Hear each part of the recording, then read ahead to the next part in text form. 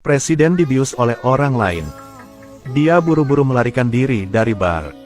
Pada saat ini, seorang pengirim barang tiba-tiba muncul. Dia membawa gadis itu pergi. Dia dengan ramah membawa presiden wanita itu ke rumahnya. Tapi wanita itu dibius dan merasa tubuhnya terbakar. Dia menarik tubuh pria itu ke tempat tidur. Karena itu keduanya menghabiskan malam yang penuh gairah. Keesokan harinya ketika wanita kembali ke perusahaan, dia mulai menyelidiki identitas pengirim. Saat ini, sekretaris membawa dokumen investigasi. Ternyata orang ini hanya tamat SD. Setiap bulan gajinya kecil. Saat presiden wanita menyelesaikan shiftnya dan bersiap untuk pulang, orang kaya membawa bunga untuk meminta maaf padanya. Dia mengatakan bahwa dia sedikit di luar kendali tadi malam itu sebabnya dia melakukannya. Presiden wanita sudah lama kecewa dengan pria kaya ini. Setelah itu, dia berbalik untuk pergi. Namun, bajingan ini menunjukkan wajah aslinya.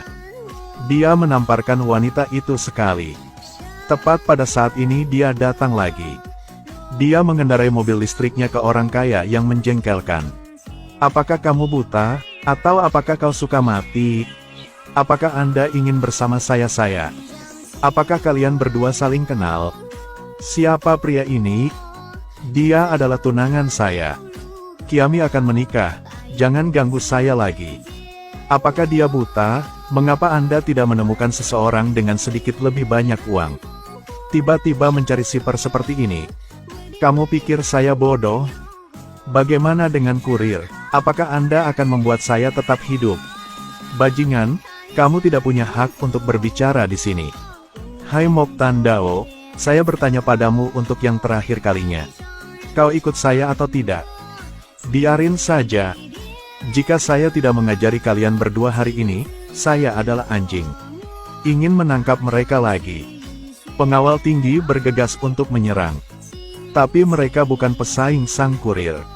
Mereka dengan cepat dirobohkan oleh kurir. Orang kaya mulai mengancam. Beraninya kau memukul orang-orang gue. Gue tuan muda yang hebat dari grup Tongti. Terus kenapa? Bajingan ini, kau pasti akan mati. Gue tidak akan memaafkan lu. Sialan. Lu tunggu aja. Gue akan balik. Jangan pukul. Saya tahu saya salah. Cepat minta maaf sama istri gue. Maaf, saya tahu ini salah. Bisakah Anda menghormati keluarga kita dan memaafkan saya? Maafkan saya sekali ini saja. Persetan, jangan biarkan saya melihatmu lagi. Apakah kamu baik-baik saja? Mari kita menikah. Untuk terima kasih pada kurir, CEO memutuskan untuk menandatangani kontrak pernikahan 3 bulan dengan pria itu. Dia akan membayarnya 50.000 yuan setiap bulan. Tanpa diduga, kurir sedikit mengkritik. Apakah Anda bercanda? Mengapa hanya bayar segitu? Kau benar-benar pelit. Kau hanya seorang kurir. 1 bulan paling dapat 3.000 yuan. Saya kasih 50 masih aja ngomel. Karena saya adalah kurir. Kau ingin saya menikah dengan kau, ini beda cerita. Lalu kau ingin berapa? Saya ingin menjadi wakil presiden di perusahaan kamu. Kau hanya seorang habis sekolah SD. Lalu apa yang membuat kau ingin duduk di posisi itu? Kau sedang memandang rendah saya? Saya pernah manajer harta yang miliar. Dengan ke saya, sebagai wakil presiden di perusahaan kau. Sudah sangat bagus buat kau. Wanita ini tidak percaya kata-katanya. Karena dia sudah pernah cek profil pria ini. Tapi yang dia tidak tahu adalah sang kurir ini adalah orang kaya yang menyamar. Karena sebagai imbalan karena wanita ini pernah menyelamatkan hidup dia. Jadi dia baru bersembunyikan identitasnya. Dia bersumpah untuk menjadi pelindung wanita ini. Anda bahkan tidak memiliki gelar sarjana, berdasarkan keinginan Anda untuk menjadi presiden. Tidak bisa hanya melihat penampilan orang. Gelar hanyalah selembar kertas. Oke, 1 bulan 10.000 yuan. Kau mau apa gak? Kau gak mau keluar saja. Makasih bos. Keduanya telah menyetujui transaksi ini. Presiden membawanya pulang. Pria menerima gaji darinya.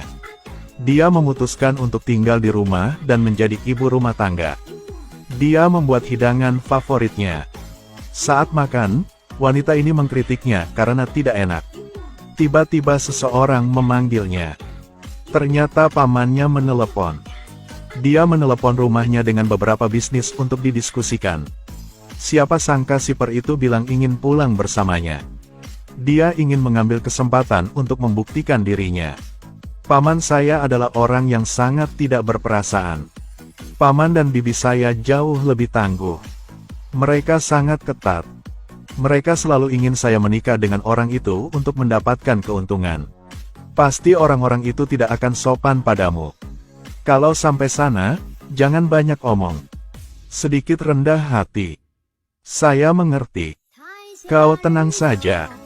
Keesokan harinya, presiden wanita membawa pulang sang kurir.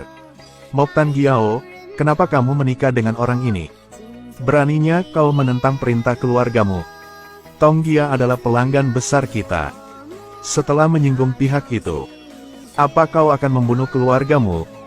Benar, Tuan Muda Tong ribuan kali lebih baik dari si kurir ini. Dia menyukaimu adalah kesukaan. Dia menyukaiku tapi membiusku. Dia juga berniat memperkosaku. Tipe orang seperti ini yang tidak akan pernah membuatku jatuh cinta.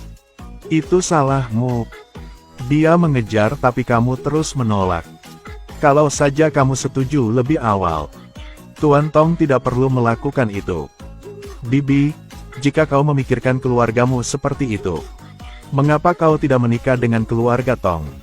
Pernyataan ini membuat bibi presiden perempuan itu marah. Paman wanita itu juga mengkritik pengirimnya. Sekarang wanita itu dengan jelas menyatakan sudut pandangnya. Pernikahannya, dia yang atur sendiri. Pamannya menyarankan dia untuk mengerti. Setiap orang dalam keluarga menikah atas perintah. Saat ini tidak memiliki cinta sejati. Siapa sangka setelah kata-kata ini keluar, sang kurir segera mengejek. Bibi, apakah Anda pernah mendengar pepatah ini? Jika Anda tidak tahu, dengarkan baik-baik nih. Siapa yang kau pandang rendah, benar-benar tidak berpendidikan. Panggil keamanan untuk mengeluarkannya dia. Sang kurir tidak takut. Dia mengeluarkan ponselnya dan mengirim SMS ke wanita tua itu. Dia selesai menonton dan marah. Ternyata suaminya punya simpanan di luar. Sekarang suaminya berpura-pura tenang. Kemudian terus mengkritik presiden perempuan. Dia menyuruhnya untuk mendengarkan. Tapi sekarang dia juga menerima pesan itu. Ternyata istrinya juga selingkuh di luar. Kurir adalah orang yang menyelidiki ini. Dia duduk di sebelahku dan tertawa kecil. Paman pertama gadis itu tidak bisa lagi duduk diam. Dia memerintahkannya untuk mengambil Tuan Muda Tong. Tapi sikapnya masih satu. Dia akan mengatakan hanya setengah tahun. Kemudian dia akan mengembalikan perusahaan ke posisi semula. Jangan keras kepala. Dia duduk untuk menonton drama lucu. Dia menemukan segalanya sangat sederhana. Jika ada dia di sini, hanya 7 hari dan dia akan membantu perusahaan membalikkan keadaan. Kurir dengan cepat pergi ke perusahaan untuk menerima posisi tersebut. Bukankah kita membuatnya jelas tadi malam? Saya wakil presiden perusahaan.